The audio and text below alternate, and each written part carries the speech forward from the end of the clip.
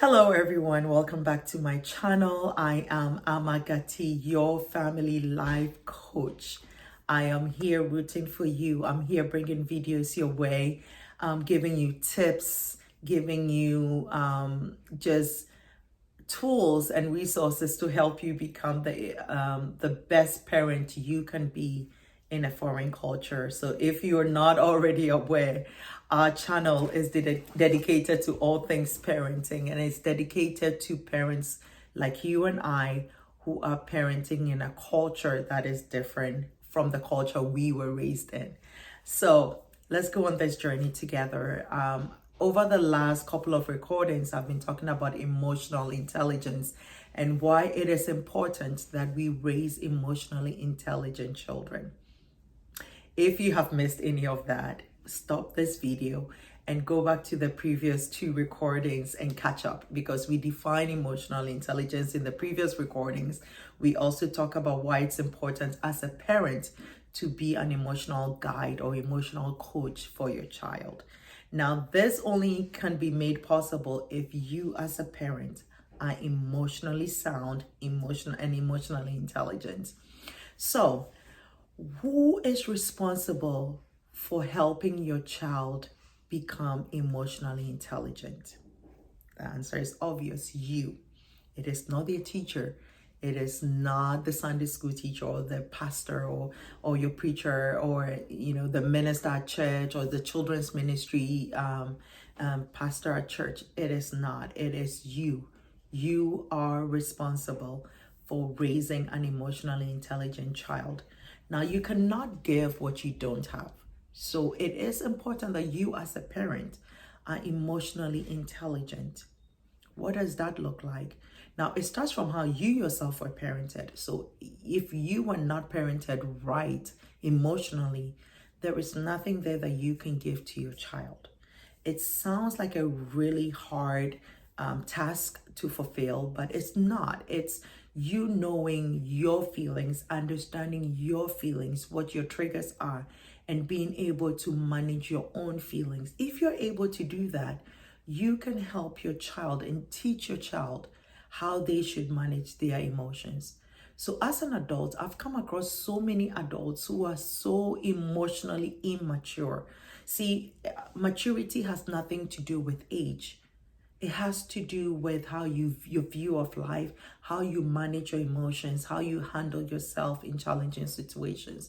So there are a lot of adults walking around who are mature in age, but not matured up here.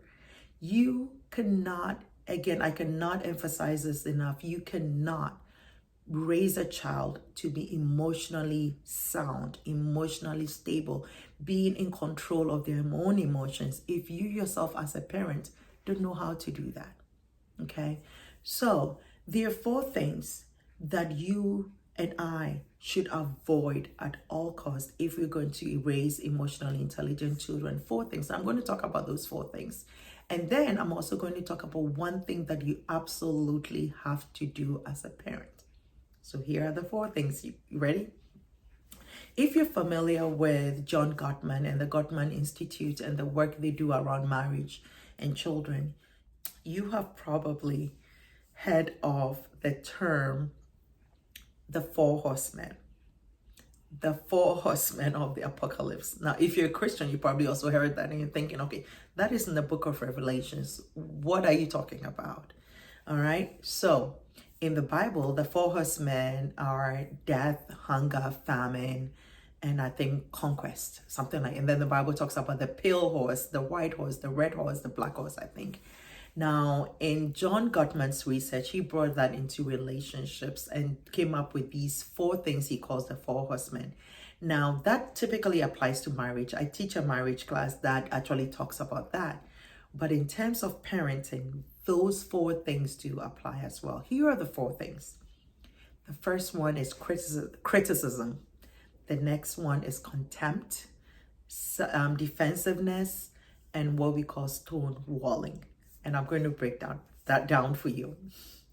So, criticism, right? As a parent, you want to avoid that as much as possible with your child. What does that look like? Telling your child something like, you are so selfish right now, or you are always selfish, or you're so lazy, and you are so this, and it's the labels that we give our children. You are so annoying right now. Why can't you get a grip of this? You are criticizing your child, right?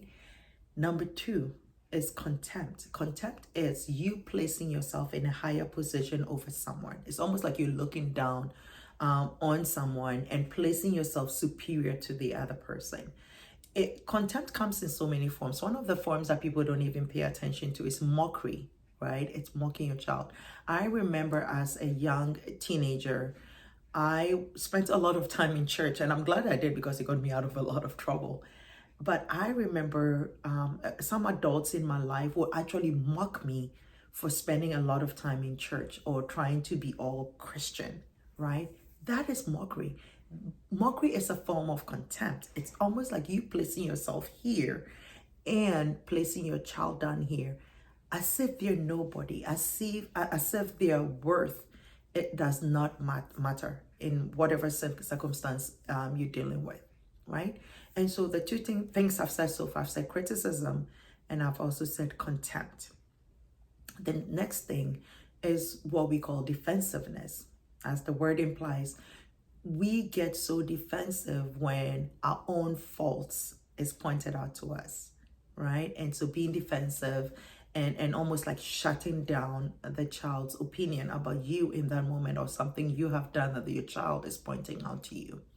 The next thing is what we call stonewalling. Stonewalling is just putting up a wall where you shut out and your child cannot get in or get through to you because you don't want to hear it. Talk to the hand, right? So those four things you absolutely want to avoid as a parent, especially if you are emotionally coaching your child. Here are the four things again: criticism, contempt, defensiveness, and stonewalling. You do not want to do that. So if you find yourself ever in that situation, and mistakes do happen, we all do. Listen, I do it all the time, right? I can tell you when I've been guilty of these four things with my own children. So those things are bound to happen. You are bound to criticize. You are bound to show contempt or be defensive or stonewall. Those things are bound to happen. It is not that they won't happen. It's how frequent it is that they are happening in your relationship in parenting your child. Okay? Anyway, so one thing I want you to start doing if you ever find yourself, remember I said I was going to tell you the four things to avoid and then one thing to do. The one thing you want to do is to apologize quickly to your child. And most parents, or some parents, let me say that, some parents are not comfortable apologizing to their child. Opening their mouth to say, hey, sweetheart, I am sorry for what I said or what I did. Can you forgive me? It's a no-no, especially if you're coming from a non-Western culture like ours. How dare I apologize? Having your mother or your father apologize to you for something that they did. That doesn't happen.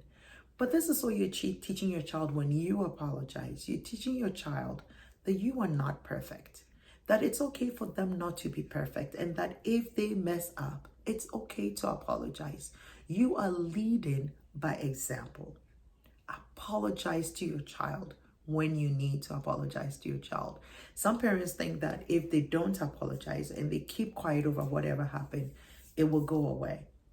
Sometimes it will, because children have a short attention span, especially when they're younger. As they get older, it wouldn't.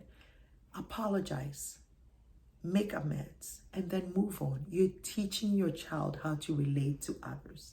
So that is why as adults, you will find other adults who do not want to apologize when they do something wrong.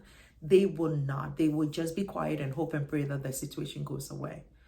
You are raising a child who is going to be a spouse to someone one day, who is going to be a parent to someone one day. You have to teach them how to adult, how to become an adult. An adult does not mean you're perfect. An adult just means that you're a human being who has the gift of time to have gone through life experiences and have learned how to adjust to those. Teach your children how to become that, how to become solid emotionally. And I bet you when they grow, they will be successful in everything they do. So anyway, my time with you is up. I'm looking at the clock and my time with you is up today. But I'm hoping that something I've said has stuck with you and that you're going to implement it, that it's worth your while listening to me this few minutes. Again, the 4 things I want you to, at absolute cost, at any cost, absolutely necessary. I think that's what I'm trying to tell you. 4 things to avoid: criticism, contempt, defensiveness, and stonewalling with your child, and with any relationship, in your marriage, in any relationship you find yourself in. And one thing you should do is to quickly apologize and ask for forgiveness, even from a child, when you do something wrong. And I bet you when you implement these things, you will be happy as a parent, you'll be happy in your relationship, not just with your child, but with your friendships, in your marriage, and in all the important relationships you are involved in. So thank you so much. Please like, share, subscribe. Let people know that we're doing parenting together. Let me know if you have any questions, and I look forward to coming your way again. We will do another recording on emotional intelligence, and so look out for that. So if you haven't caught on yet, I do release my videos usually on Thursday nights at 6 p.m. US Eastern Time. So if you want to catch new videos from me, check out Thursday nights at 6 p.m. Eastern US Time, and I will have new videos. I will try to keep the Thursdays. If I miss it, you will get a new video anyway every week. Thank you again, and I look forward to coming your way again. Bye.